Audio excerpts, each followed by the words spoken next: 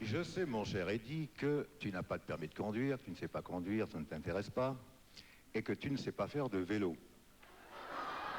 Mon public l'ignorait. Ceci dit, moi j'ai été vu dans Une femme que peut en cacher une autre, dans une scène où tu fais très bien du vélo. Exact. Je voudrais savoir comment as-tu réussi cet exploit?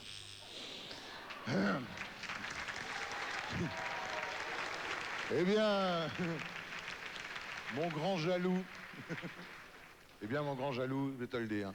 Grâce à la magie du cinéma, vois-tu, j'étais effectivement sur un vélo, mais ce vélo était relié à un camion qui était hors champ. Et je pouvais carrément me prendre pour Louison Bobet et faire croire surtout. Et tu restes... Merci, ça répond à ma question. Ça. Merci.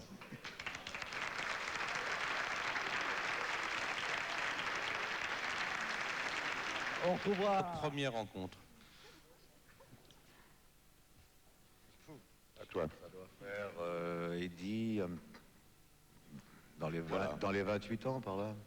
Oui, bah oui, il faut bien le La dire. première fois que vous vous êtes vus, c'était au Golfe Drouot? Non? Ça doit être par là. Oui. C'était par là, oui. C'était, je devais avoir... on a 6 mois de différence, Eddy et moi. Je devais avoir dans les 9 mois. Ah ouais, ouais. Il est toujours un garçon Le exact, Benjamin. Eddy. C'est terrible avec lui. Je devais avoir, je sais pas, dans les 15 ans, et lui dans les 15 et demi, un truc comme Ouais, ça. c'est cela. Ou Square de la Trinité. avec, Oui, enfin. Dites-moi, ça fait 25 ans que vous chantez, tous les deux. Est-ce que vous n'avez pas eu peur, dans ces 25 ans, un jour, que le public vous lâche? Parce qu'aujourd'hui, vous avez fait une carrière extraordinaire, exemplaire. Et aujourd'hui, est-ce qu'il n'y a pas eu des moments où vous vous êtes dit, on va s'arrêter? Ça peut arriver, bien sûr, oui. C'est une... Surtout au bout de 25 ans, ça peut arriver. Non, mais même avant. Mais- Par exemple, Eddy, tu as rarement changé de mode musical. Tu t'es toujours Si, tenu une on ligne. change tous, genre, parce que quel que soit le ton qu'on veut donner à une chanson ou un disque, un ton général d'un disque par exemple, on est passionné par les studios, par les musiciens qui eux changent, qui eux nous apportent des choses. Donc même une chanson écrite, je veux dire, dans un esprit, je sais pas, des années 50, si vous la faites aujourd'hui dans un studio avec des musiciens actuels, bon bah vous aurez un son actuel et c'est bien. J'ai écouté les questions de tout à l'heure qu'on a posées à Eddy. Il y a une chose que je puis dire, parce que je connais vraiment Eddy depuis très longtemps, je dois être sans doute celui qui le connaît le mieux à part Chris. Eddy est quelqu'un qui ne méprise absolument pas le public. Et c'est quelqu'un qui, comme moi d'ailleurs, a un contact avec le public, un contact d'amour, comme on peut avoir avec une femme. On ne serait pas capable de faire le métier qu'on fait si on méprisait le public, je ne pense pas. Alors, ce qui vous unit, enfin, ce qui vous a longtemps uni, c'est aussi le rock. Maintenant, c'est le ciné. Vous faites tous les deux du cinéma. Pensez pas ça en 1960. Pensez Il a pas voulu faire du comme cinéma. moi, il a voulu chanter, puis moi j'ai voulu faire comme lui, j'ai voulu être acteur. Voilà. Alors, quelle expérience vous tirez du cinéma? Parce que c'est une seconde carrière maintenant. Il y a Johnny qui me disait, tout à l'heure, je te laisserai parler, Eddy. Il me disait, chanter c'est extraordinaire, mais maintenant j'ai envie de faire les deux, parce que les deux complètent ce que je suis aujourd'hui. C'est ton avis? Oui, et puis disons, aussi des raisons, non pas de fatigue, mais je veux dire pour changement de climat, lorsque Johnny ou moi, ou d'autres chanteurs sommes en tournée, même si on est très bien entouré par, je sais pas, par des road managers, par un très grand producteur de spectacles, choses comme ça, dans la tête, on a quand même la responsabilité de 70 personnes. Et lorsqu'on arrive sur un plateau de cinéma, c'est l'inverse. Tout le monde vous assiste. Je dis pas qu'on est à la retraite, mais je veux dire, on est étonné, on vient vous chercher à l'heure, on vous emmène. Oui, on est vous pris en promène. charge, quoi. À midi, on vous donne à manger, et puis Oui. le soir, on vous ramène. Oui, mais il y a une autre difficulté, c'est de jouer un personnage qui n'est pas le vôtre.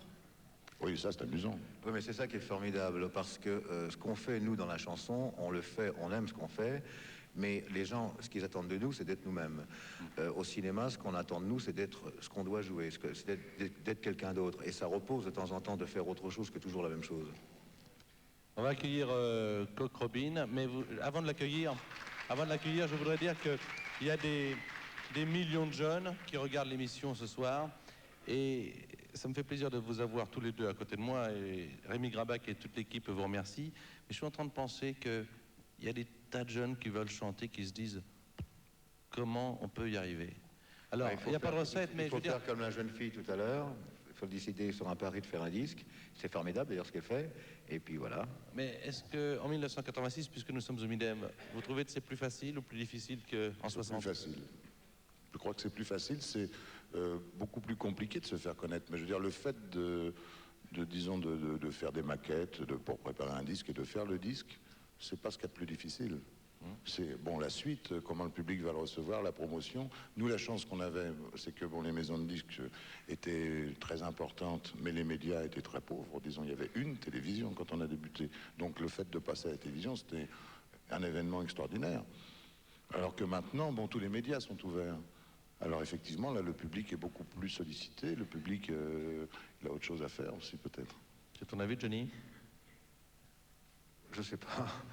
Je crois que moi je suis pas tout à fait d'accord avec Eddie. Ah bon, Excuse-moi, Eddie. Je crois que c'est peut-être un peu plus difficile aujourd'hui, en tout cas, de se faire connaître parce qu'il y a beaucoup plus de concurrence. D'abord, il y a les Anglais, il y a les Américains, il y a les Italiens. Il y a beaucoup plus de produits étrangers qui s'implantent en France et il y a beaucoup plus de chanteurs et de chanteuses et de groupes. Et c'est pas toujours facile quand on porte un disque à la radio, d'être sûr qu'il va passer à la radio, parce que les gens de radio reçoivent énormément de disques tous les jours et c'est un petit peu la loterie. Dernière question à vous deux. On n'est pas là, il n'y a pas les caméras, faites un effort, vous êtes aussi des acteurs. Si vous vous regardez les yeux dans les yeux, après 25 ans, pour les années qui viennent, qu'est-ce que vous souhaiteriez? Qu'est-ce que vous diriez? Vous occupez plus de personne, essayez de jouer la vérité. Vous occupez plus des caméras. Qu'est-ce que vous diriez tous les deux? Je dirais simplement rendez-vous dans 25 ans et que ça se passe aussi bien. Parce que ça sera formidable. Et moi j'espère chanter encore dans 25 ans avec Eddie. Tous les deux encore dans 25 ans? Ah bah oui, s'ils veulent bien.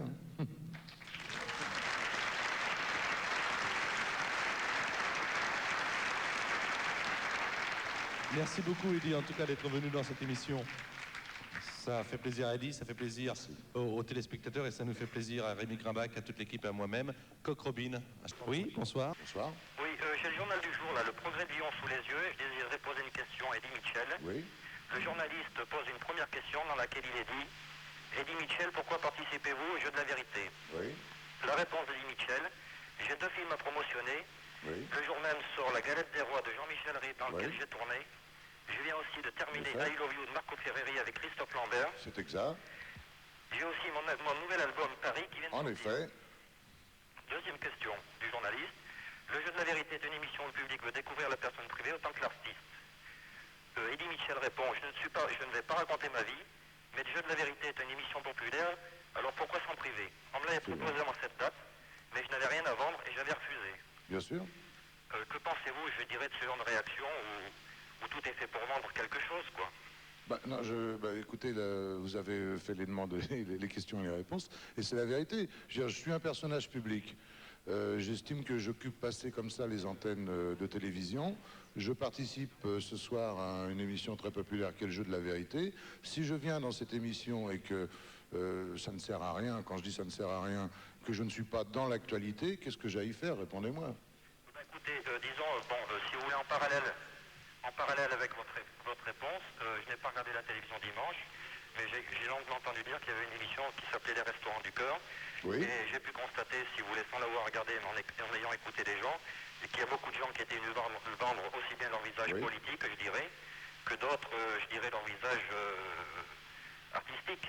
Oui, mais là, c'est une autre opération. Comme vous le savez, c'est une opération complètement formidable qu'a déclenché Coluche. Et je tiens à ce propos à vous annoncer à tout le monde que Coluche a encore besoin de nous tous, puisque pour le moment, je crois qu'ils en sont à 1,8 milliard de centimes et qu'il manque 200 millions. Donc, presque 2 milliards. Donc, il en manque 200, c'est facile. Donc, si on veut donner, il est encore temps, il faut le faire. Et pour répondre totalement à votre question, monsieur, si je suis venu à cette émission, c'est par... je veux dire, non pas par simple copinage pour Coluche, je trouve que ce que fait Coluche est très bien et que si ça peut apporter quelque chose que je sois dans le champ d'une caméra, dans ces cas-là, tant mieux, mais je n'avais pas à chanter, à m'imposer, à faire quoi que ce soit. Alors que là, ce soir, je vais chanter, croyez-moi, encore une chanson. Oui, non, mais si vous me le permettez, je n'ai rien contre vous, si vous voulez. Bon, bah tant mieux. Je n'ai rien contre vous en particulier, mais je trouve regrettable, si vous voulez, de ne faire quelque chose que pour quelque chose.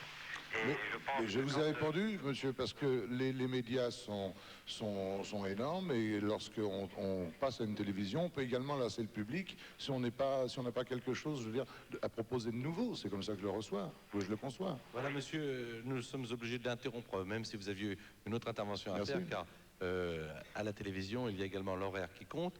J'allais parler de La Galette du Roi, vous l'avez fait. J'allais parler en disant que ce film était sorti